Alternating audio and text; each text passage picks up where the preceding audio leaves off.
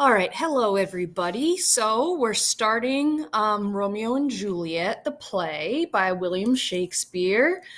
Please don't roll your eyes or get stressed out by this because we are not going to read the original text. We are going to read a translated version of the text. So this first video is just a quick overview of the play and the characters and the text that we're going to use.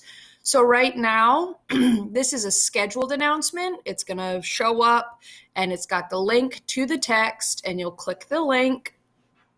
And the link does take you to SparkNotes. And what SparkNotes has done is they have come up with this website called No Fear Shakespeare. So what they've done is they have translated Shakespeare's plays into more modern English. So they are much easier to understand. So you see here you have links to all the scenes in Act 1, Act 2, etc. I'm going to start with the character list. So if I come over here to Study Guide,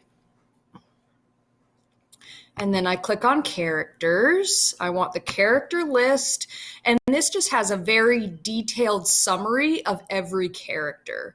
Rather than read the entire paragraph, I'm just going to give you the highlights of each character. So Romeo, obviously one of the main characters, he is a Montague, so he's the son of Montague and Lady Montague. That's what they call Romeo's parents.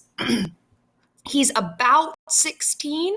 His age is never really said, but he's about 16, and he's handsome, intelligent, and sensitive. He is also impulsive and immature. And that's what makes for some humor in the play, because acts 1 and 2 are actually pretty funny just because Romeo's so dramatic and the world is always ending for him. So there's actually quite a bit of humor in the first part of the play.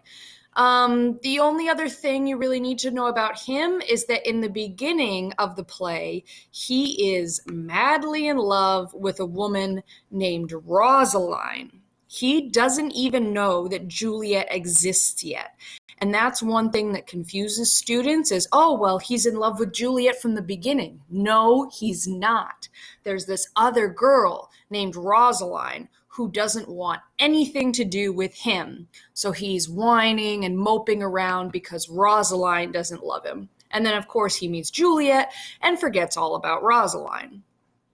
And then we have Juliet, the other main character. She's the daughter of Capulet and Lady Capulet. So Romeo is a Montague, Juliet is a Capulet, and the two families hate each other. We never know why. There's never a reason given.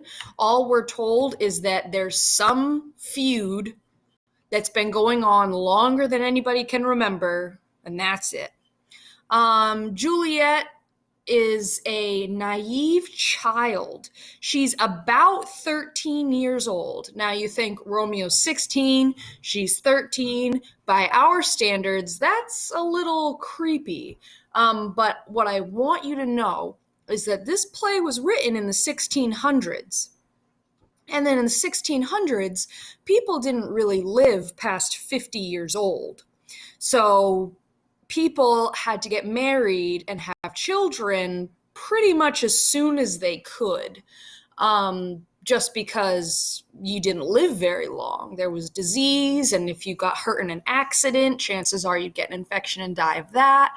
So by our standards today, a 13-year-old and a 16-year-old having a relationship, never mind getting married, might seem a little strange, but in the 1600s, it was totally normal. So Juliet, she's 13 years old. At first, she says like, oh, I never want to marry anybody. And then she meets Romeo and is like, oh, I want to be with him so bad. So Friar Lawrence, a friar is like a monk or a priest. Okay, so he's like a religious leader, and he's one of Romeo's friends, and he's the one that marries Romeo and Juliet. And throughout the play, he comes up with quite a few plans so that Romeo and Juliet can stay together. Mercutio. All right. Now, Mercutio is the prince's cousin. So there's actually three families in this play. There's the Montagues that Romeo belongs to. There's the Capulets that Juliet belongs to. And then there's the prince's family, which consists of the prince, Mercutio, and this other guy, Paris. So Mercutio is a cousin of the prince. He's also Romeo's best friend. And he can be hot-headed, so he can be quick-tempered, okay? And then the nurse, please don't think of the nurse as like a medical nurse. She's a maid or like a nanny to Juliet. She's raised Juliet since she was a baby. So the nurse is pretty much like a mother to Juliet. Tybalt is Juliet's cousin. He is incredibly quick-tempered. He hates the Montagues. He is always ready to fight the Montagues. And whenever Tybalt shows up in a scene, you know there's going to be trouble. Capulet and Lady Capulet, they're Juliet's parents. They love her very much, and they just want her to be happy, but they also want her to listen to them.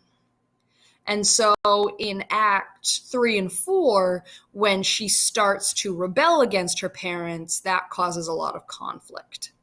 Montague and Lady Montague, they're Romeo's parents. You don't see them a whole lot.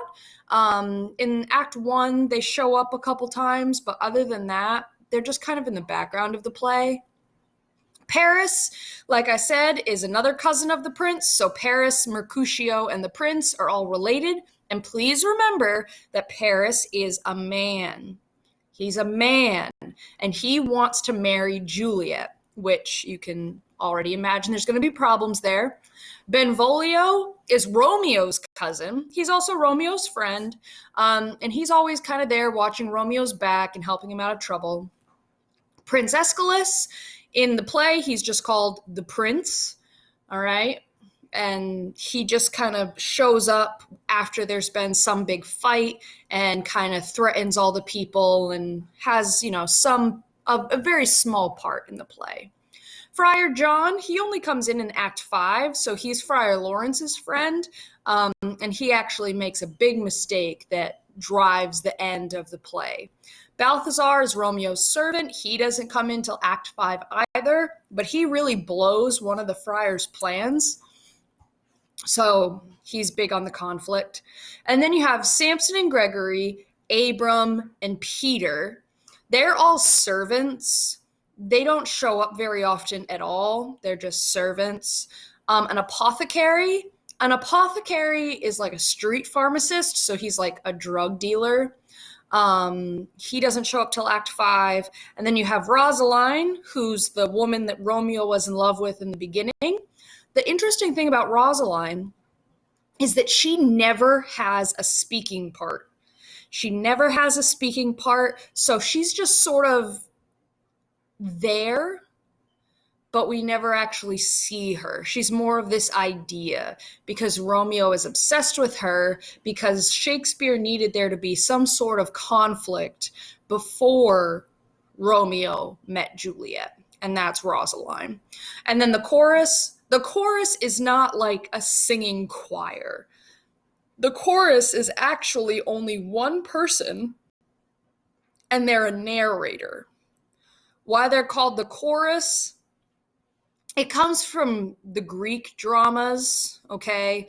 You could easily just call the chorus the narrator, and it would mean the same thing, okay? So those are your characters. So now I'm going to go back over to the No Fear translation, and I'm going to click on the prologue because that's where we're going to start, and I'll show you a couple more things. So over here, you have the table of contents, which will take you to any act and any scene. You just have to click on it. When you scroll down, you'll be able to go to the next page, which is the first page of Act 1, Scene 1. Now, you'll notice that the text is divided into two sides.